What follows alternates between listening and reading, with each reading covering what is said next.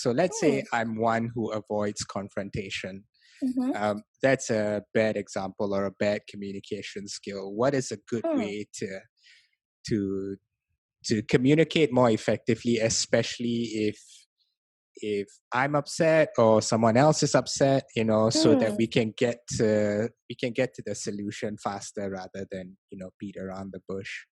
Yeah, so I think the first step, is to be calm and neutral, So I know it sounds so simple, but it's so difficult for most of us to do in the moment, It is, because yeah, I mean, I don't know about you, but when something happens that is so unforeseen for me, I straight away go into this like headless chicken mode, right, where right. I'm like, okay, how do I solve it? How do I get rid of this tension that I'm feeling inside? So a lot of us are not comfortable with that uncertainty. So I guess it's just learning to embrace that uncertainty and tell yourself that, okay, I don't need to know all the answers right now. I need to give myself the space and time to figure it out. So definitely being calm and neutral in our interactions is a good thing to do. And also to remind yourself what the healthy boundaries are, because it really depends on how you got into that conflict with your colleague. So I don't know, what would be a good example you think of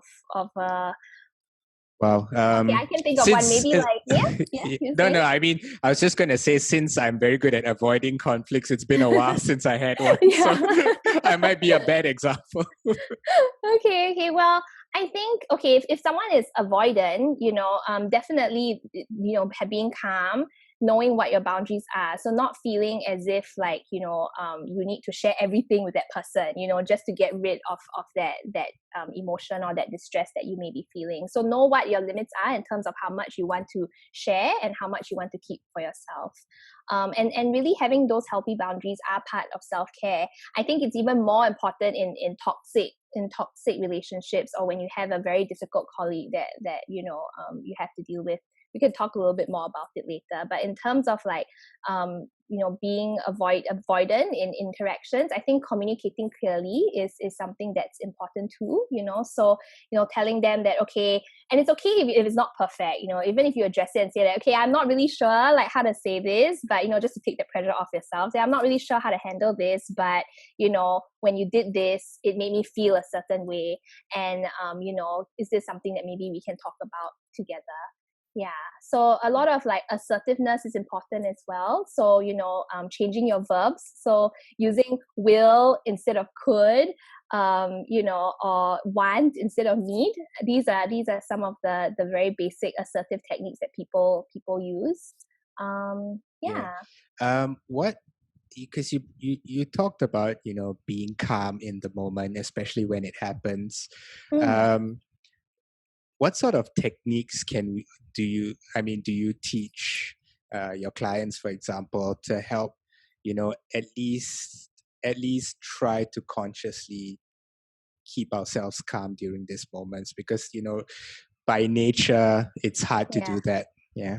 Yeah. So I mean, it can be done two ways. One, I would usually train them on building up resilience through their mindset. So I will work on them to try and process what are their inherent attitudes and beliefs, towards people or themselves in general. And I'll try and teach them to have a better mindset towards themselves and towards the situation. So definitely this is something that they need to do preemptively. So before they even like go to work, like when you're like getting ready in the morning, just to like hype yourself up, just to say that, okay, I'm going to practice like calmness, positivity, neutrality, for example, and then try and manifest that in your daily functioning.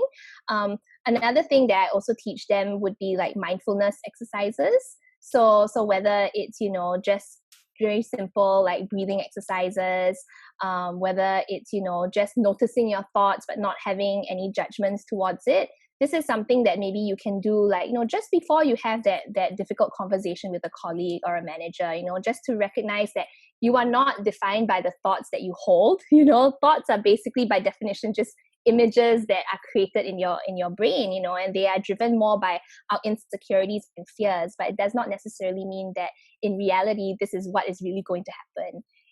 So it's just noticing your thoughts and allowing it to pass, and trying to ground yourself in knowing who you are as a person and what your intentions are, when going going forward and talking to someone or having a difficult conversation.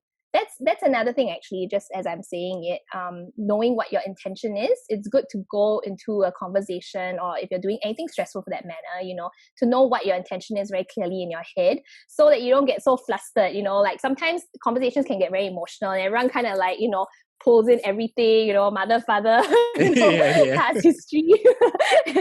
And then, we kind of lose the plot halfway, especially when it's so emotionally driven. So I think going in knowing like, okay, what's the intention? What is the outcome from this conversation that I want to have? And just trying to remain and stick to that throughout the conversations that you're having. Yeah. I liked the phrase you mentioned, you said about that we're not defined by the thoughts in our mind.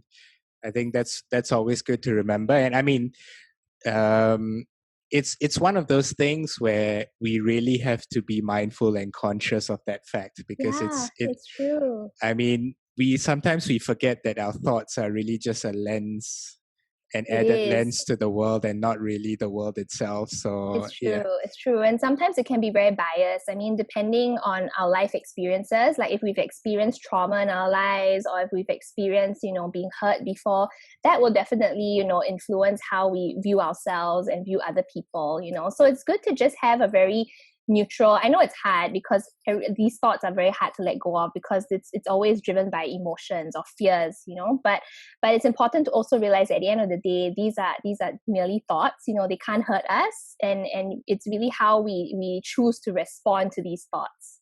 So yeah, it's just a decision to respond in a way that's healthier, rather than assume that we're horrible people and that we don't deserve any better. That's just not the path we want to take. Right. Yeah.